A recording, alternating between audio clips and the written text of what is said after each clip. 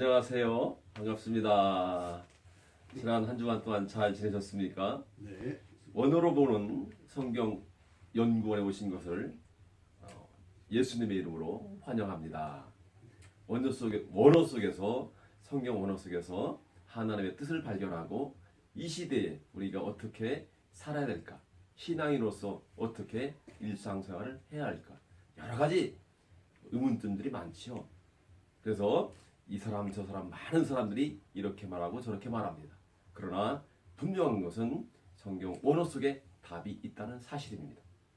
오늘 마태복음 8장 21절에서 22절에 죽은 자들의 장래에 대해서 우리가요 김대일 목사님을 모시고 한번 원어 속에 나타난 죽은 자들의 장래에 대해서 한번 알아보도록 하겠습니다. 김대일 목사님은 히브리어와 헬라어에 정통하신 목사님으로 많은 후학들을 가르치고 계신 분이십니다. 목사님 나오실 때에 한번 큰 박수로 환영하겠습니다. 네, 감사합니다. 우리 강대원 박사님이 이렇게 잘 소개해 주셔서 감사합니다. 부족하지만 최선을 다해서 하나님 말씀을 상급으로 그렇게 하십시다. 오늘 그 말씀 중에서 예수님에게 제자 중 한 사람이 내가 집에 가서 아버지를 장사한 이후에 주님을 따르겠습니다 했을 때 주님의 대답과 그 한 사람의 제자와의 관계에서 오해 소지가 상당히 많습니다. 먼저 우리가 성경의 기록을 보면은 아주 그 고대 때에 상형문자인데 상형문자는 그 당시에 고대 언어가 다 그렇죠. 그런데 이제 그 상형문자가 모세 시대에 와가지고 정돈돼가지고 체계화됐습니다. 그 성경은 이와 같이 구약은 히브리어, 신약은 헬라어로 기록됐는데 그래서 신약의 헬라어도 히브리어와 연관을 가지고 볼 수밖에 없는 겁니다.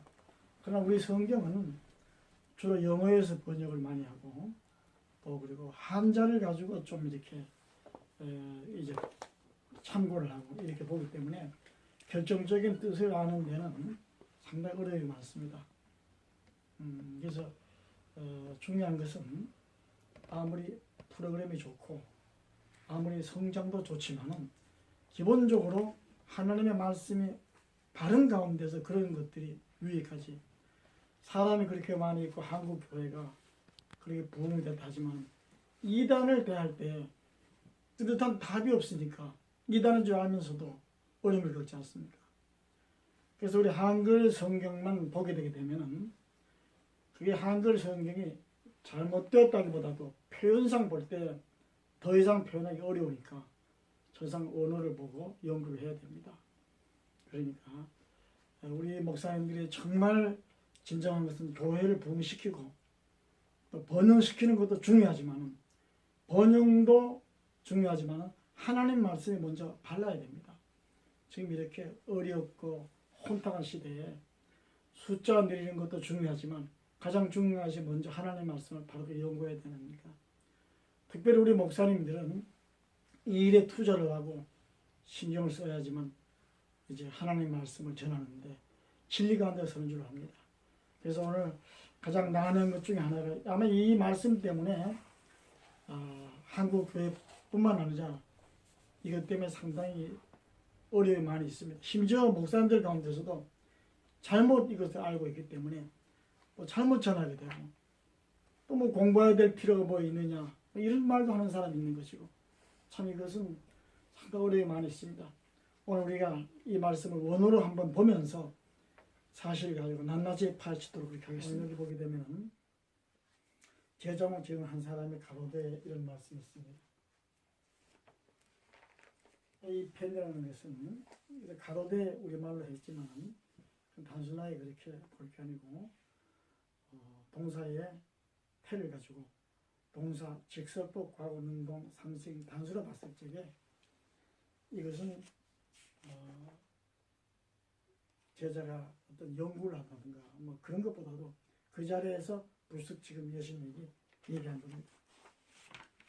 그런데 이 내용의 그 전후사정을 쭉 이렇게 보게 되면은 사실은 과거예요, 과거. 그리고 마침 얘기 들어보면 지금 당장에 부친이 돌아가셔서 장례 안 지내면은 큰일 그렇지 그렇게 말을 하는데 그게 아니거든요. 우리 성경 보면 딱 그렇게 보기 알맞죠. 그래서 그 대화가 마치 현재처럼 되어 있어서 지금 돌아가셨기 때문에 당장 가서 어떻게 좀 안 된다. 우리 식으로 보십시오. 아무리 이제 기독교인이지만 그렇게 안 하는 사람 누가 있습니까? 또 주님께서 그렇게 하는 것을 반대하고 그럴 리가 없잖아요. 우리 기독교가 이걸 해석을 잘못해서 죽은 사람 장례 지내지 말고 산잔을 나을다가 액면 그대로 한다면 기독교가 사회 오해받습니다. 그 기독교는 아주 그 바타적인 게 되고 부모에게도 불효하고 이 기독교를 이런 식으로 해가지고 수많은 사람들에게 교회의 문을 닫게 만들고 이게 옳은 겁니까? 주님은 부모에게 효도라고 그랬는데 주님은 그렇게 분이 아니에요. 이거 순전히 말씀을 잘못 알기 때문에 그런 겁니다. 바로 알아야 되는 겁니다. 그래서 보게 되면 과거예요. 과거라는 건 뭔 얘기입니까? 현재가 아닙니다. 미래도 아니고 이건 하나의 풍습으로 돌아가는 거예요. 그래서 성경 보게 되면은 창세기 24장 6, 10절이나 창세기 12장 1절 보면 잘 나와 있는 겁니다. 그래서 우리 이 한 구절만 봐가지고 전체를 가지고 이렇게 딱 고지시각에 가게 되면 하나님 말씀을 가로막는 격이 되는 것입니다. 그래서 여기 보면 먼저 가서 자기 지난날 풍습에 거기 들어가가지고 자기 아버지가 세상 떠날 때까지 그 풍습 속에 살다가 결과적으로 어떻게 합니까? 자기 아버지 돌아가신 다음에 주님을 따르겠다 그 말이 되는 거 아니겠어요? 그래서 보게 되면 이 제자가 보면은 말이 제자지 말하는 거 보게 되면은 내가 가서 뭐이 역겨 자기를 위해서 자기에 속해서 자기 주관 생각이에요. 그것이 무슨 뭐 당장에 장례가 나가지고 안 가면 안 된다든가 뭐 그런 내용이 아니에요.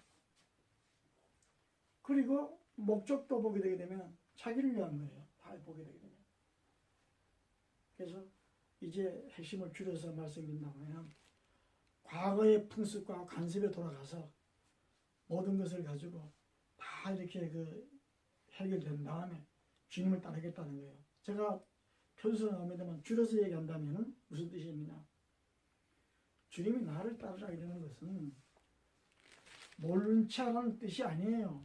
생명의 주님을 따라감으로 말미암아 육신적으로는 살아있습니다. 부모님이 그들에게 복음을 증거해서 하나님을 믿는 새 생명을 얻도록 하는데 목적이 있는 거기 때문에 주님이 무슨 뭐 부모의 장례를 무시하거나 그런 건 아니죠. 예수님도 돌아왔을 적에 장례에 지냈다 그러고 또 그리고 요셉은 아버지 야곱을 가지고 50일 동안 장례 지내고 그렇지 않습니까? 오늘 말씀은 좀 서두적인 면에서 간단했습니다. 잘 이렇게 참고하시고 다음 이제 편에도 관심을 가지고 잘 좀 집중해 주면 고맙습니다. 대단히 감사합니다.